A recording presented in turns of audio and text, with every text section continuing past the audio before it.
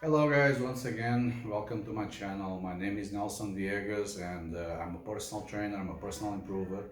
I try not only to train people but also to improve their life. So I bring to my channel, to my Instagram, Facebook and YouTube, I bring new information, better information for trainers, for clients, and to clarify some small issues that sometimes happen in the fitness industry. And today I bring a subject that makes lots of it's a little bit confused for some trainers and for some clients, and I want to clarify. Okay, so the today's subject is going to be total energy expenditure. We call it TEE. So if in the video I call TEE, you know already what I'm talking about.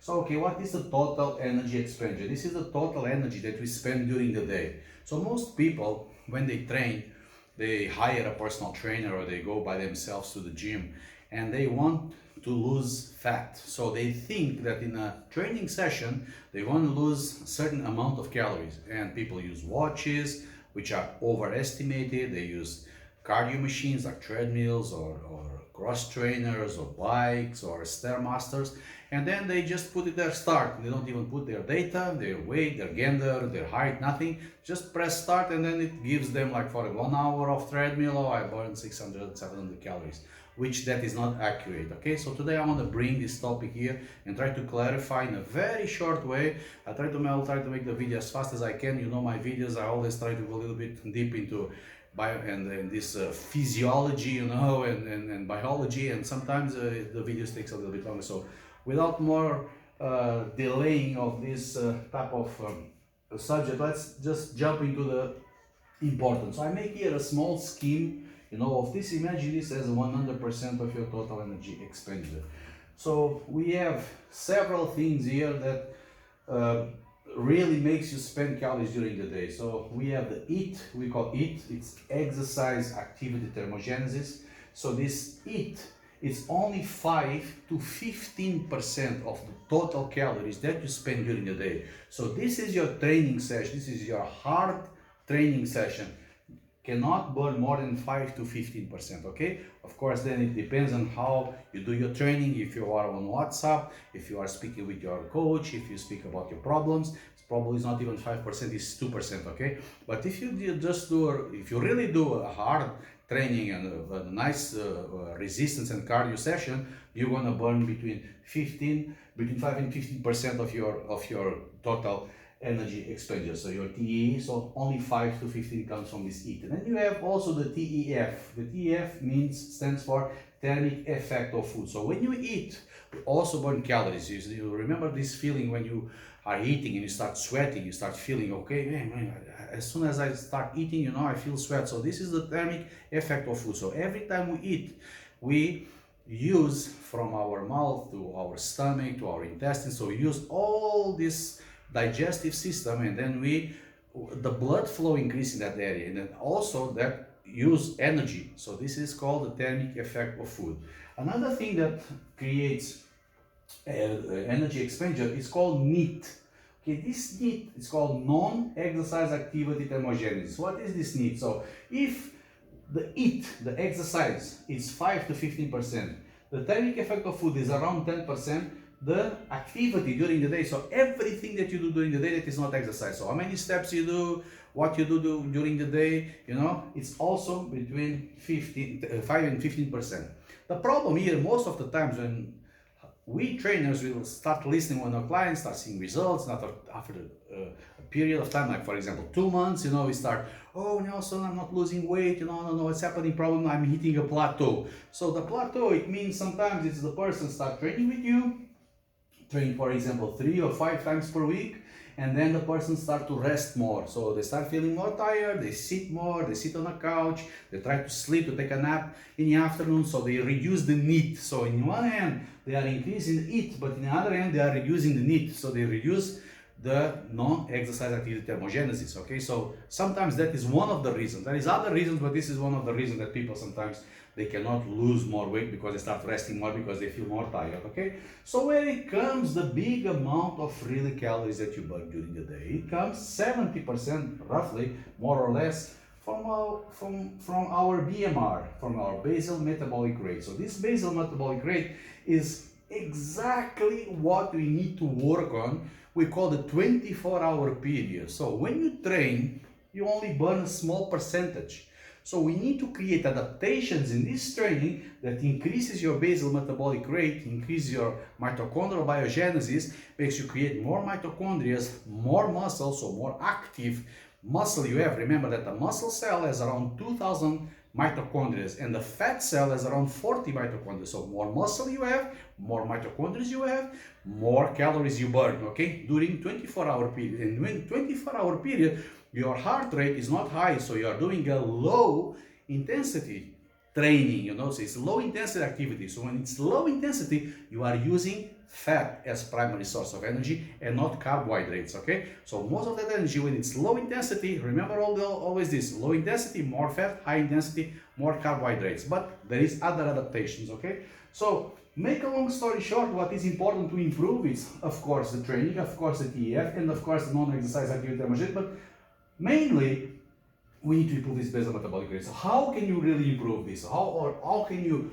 improve, and what is the methods that you can use? So there is the best method that exists is called indirect calorimetry. So this is a machine that we go to a clinic, you know, they calculate your VO2 max, you know, and they can calculate your basal metabolic rate, okay? Even doing this indirect calorimetry, we still need to work on this area here, because this doesn't really know how much food are you eating, how much steps are you doing, and how much exercise are you doing. So this is basically to calculate your basal metabolic rate, okay? It's one of the most accurate methods, okay? And then you have the equations, the formulas, you know?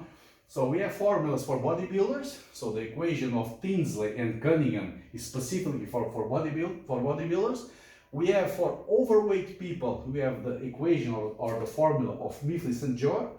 For normal people, we have the FAO, the World Health Organization, Mifflin St. George, and Aris Benedict. So this is the formula that you calculate. So if you don't have access to indirect calorimetry, you can use these equations, okay? Because it depends on the body fat of the person. Okay, now I'm going to give you some tips for fat loss. Well, first, obviously, is going to be the resistance training, 3 to 6 times per week. Why resistance training? Because I just said, okay, resistance training, it increases more your muscle, but at the same time uses mostly glycogen, mostly glucose. We don't really use fat, okay? So more intense is the exercise, more glycogen we burn and less fat we burn. Yeah, but we create adaptations in the muscle. We create activation of PGC1 alpha, we create mitochondrial biogenesis, we create lots of things inside the muscle that creates more, that muscle demands more energy. You understand? So very important that you do resistance training. So don't think and go to the gym and do this endless cardio sessions. You know, this is not how you want to burn fat, okay? You want to burn fat by first resistance training, 3 to 6 times per week. Second, cardio, of course, cardio, you need to do it. Resistance training increases the concentric hypertrophy of the left ventricle. The cardio increases the eccentric hypertrophy of the left ventricle. So this one creates more strength in the ventricle. This one increases the size of the ventricle. So always use resistance training and cardio training, also 3 to 6 times per week in moderate intensity, okay? So I put moderate intensity because it's how you work better our fat max, okay? So that's it. So then you go obviously to the diet, okay? Here it's the big discussion of all the time. People say, oh no, it's all about calories in, calories out. Yeah, it is and it's not.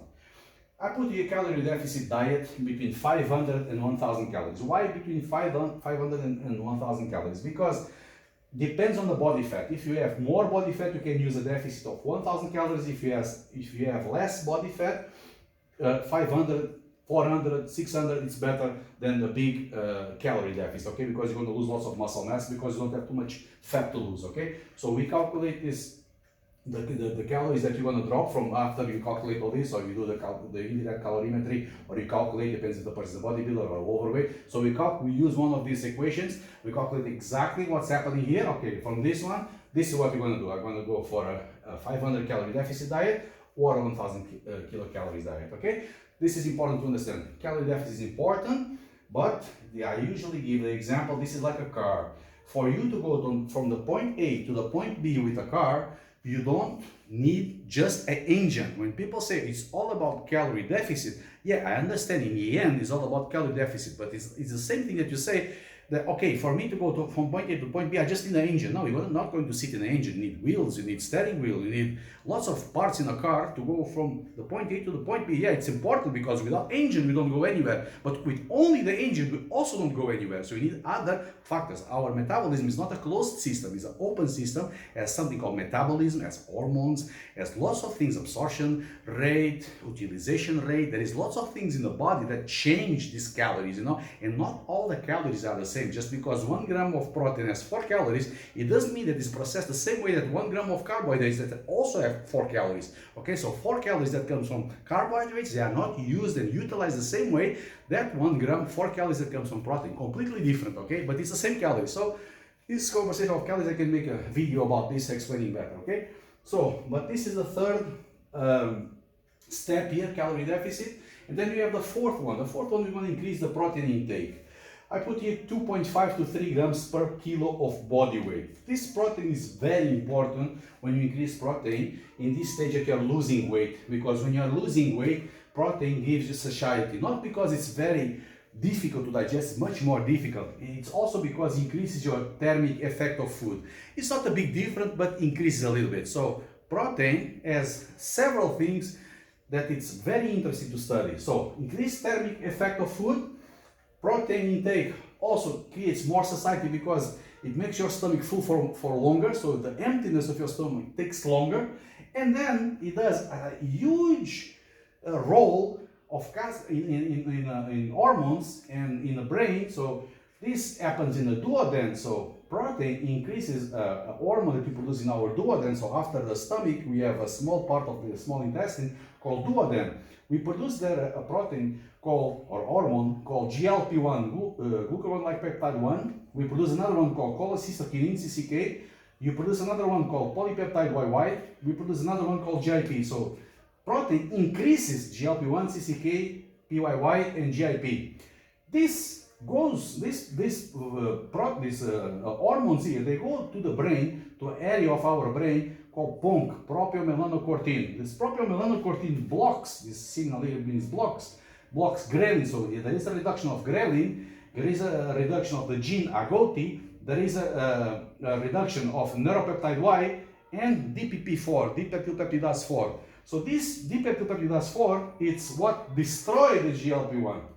So when the PONC blocks the DPP4, now the DPP4 cannot destroy the GLP-1. The GLP-1 is a hormone that lasts just a few minutes, so she doesn't last long. Okay, so when you eat protein and you spike GLP-1, the body produces DPP4 to destroy GLP-1 to feel hungry again. So if you stimulate, so when you eat protein and you stimulate this PONC, you're gonna also block the DPP4. So now the DPP4 is not working, so it's not destroying GLP-1. So GLP-1 lasts longer. Okay, so you have more satiety, not just because of the thermic effect of food, not just because of the emptiness of your stomach, but also because of this cascade of hormones that the protein produces. Another thing that is very important, that you eat 4 to 5 complete meals. Why complete meals? Because I want you guys to understand that sometimes people speak about the carbohydrates, the glycemic index, and blah blah blah. But we have to understand the glycemic index. It's only important if you eat one type of food at a time. You don't eat just rice, or you don't eat just chicken, or you don't eat, some people say, oh no, rice has a high glycemic food. Yeah, but if you put rice mixed with chicken, mixed with salads, mixed with fruits,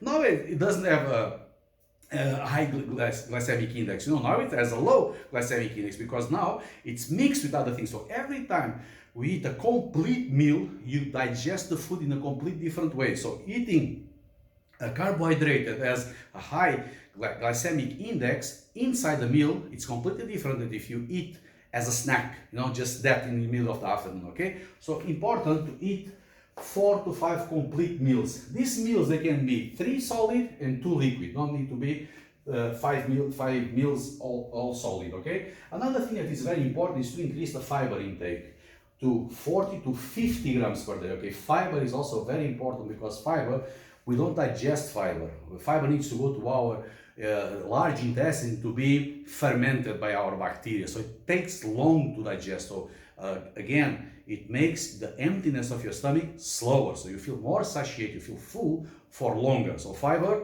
is a must. And fiber also feeds the colonocytes, also feeds the gram-positive bacteria, Also increase the production of butyrate, which is a short chain fatty acid that feeds the colonocytes, okay, in your colon. So very important to eat fiber. Also, where you're gonna get this fiber? From fruits, from vegetables, from beans, from this type of foods that can really increase the fiber, and also the polyphenols, the flavonoids, the phytochemics, all these substances that are super important, plus vitamins, plus minerals. So eat fruits and vegetables. Don't look at the fruit and think, oh no, fruit has lots of sugar and blah blah blah. No, that's BS. You know, the fruit doesn't have that amount of sugar, and it's slow digest because there's lots of fiber, so it takes time to digest. And then another point, the last one, is drink 30 to 50 milliliters of water per kilo of body weight. So if the person has, for example, 100 kilos, the person should drink between 3 liters and 5 liters per day. But that water should be divided, okay? So don't drink a huge amount of water in half an hour, like 3 liters of water in half an hour, because this will inhibit an hormone that we have in our brain called antidiuretic hormone, ADH. So this hormone makes you, if you drink too much water, makes you pee. So what this hormone does, this hormone is an antidiuretic, so doesn't allow the diuresis, doesn't allow you to pee. So it retains water. So when you drink too much water, she's inhibited, so she doesn't work. So now, what's going to happen? You dehydrate even drinking water. So don't drink too much water at a time. So divide that water intake during the day, okay? I recommend here more or less 200 milliliters per hour, okay? I make here a small example just to make it very fast for you guys to understand about these exercises, for you to have a notion of what I'm talking about. Let's imagine that you burn 300 kilocalories in 1 hour of training, okay? So in this 300 calories, in 1 hour training, let's imagine that this 300 calories comes only from fat, straight away from fat. Doesn't come from glucose, glycogen, protein, amino acids, nothing. It comes straight from fat. So I'm there 1 hour in the treadmill or 1 hour doing whatever, and that 1 hour I'm just burning fat, nothing else. If I burn just fat, our human body fat has 7,700 kilocalories per kilo. So it means that if I burn 300 calories, I burn around 40 grams per training. So it means that I'm burning 100, if I train, for example, 3 times per week, I burn around 120 grams, okay, of fat per week. That after 52 weeks, which is 1 year, I lose around 6 kilos, 0.2. So no one goes to the gym or to a trainer to lose 6 kilos in 1 year. They want to lose 6 kilos in 2 months, 1 month. You don't want to lose in 1 year. So as you can see, the importance of the thermogenesis inside the workout is really not that important. What is important is all the adaptations we create to increase our basal metabolic rate. So please guys, trainers, once and for all, stop using this argument. Explain your clients that the training is important to create new adaptations, to make the body come from a place that he was used to eat food and store food, and now he's eating food and spend that energy. So now he's losing, he's not gaining. He doesn't go in this direction anymore. You want to stop this process and you want to start increasing the other process. So you're going to not accumulate fat, not going to create lipogenesis, you're going to create lipolysis and beta oxidation. So you need to teach your clients that it's this adaptation is important. Okay guys, if you like this video, please subscribe, comment. You know, it's very important for me that you guys really give me a nice feedback and give me opinions about videos, tell me other things that we can bring here and explain more physiology for the trainers, for the clients, to understand really the importance of all these things. Okay, thank you so much. Thank you and see you next time.